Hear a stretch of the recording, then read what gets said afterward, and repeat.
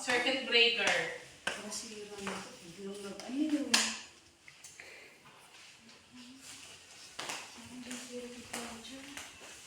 Pumutok eh. Pumutok yung plancha? Oo. Eh baka yan ang short. Yan ang pumutok eh. Bakit kaya? Ay, tagal na ako nagpapalento dito. Pumutok, sabi mo. Biglang Hindi. ito.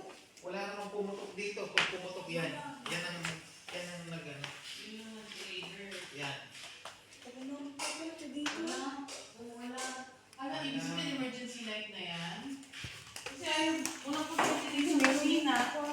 Yan ang pumutok. Wala namang nakasaksak na ibang voltage. Ganyan. Pumutok na iba yan. Ano kaya yan? What the heck? Yan yan. Ano ka naman yan? Wala namang ibang pumutok eh. Kanino natin Ang ipapayos yun to? nga eh. Wala pa naman sila. Ang problema eh, TV. Sana okay lang. Patay ito eh. Patay ito.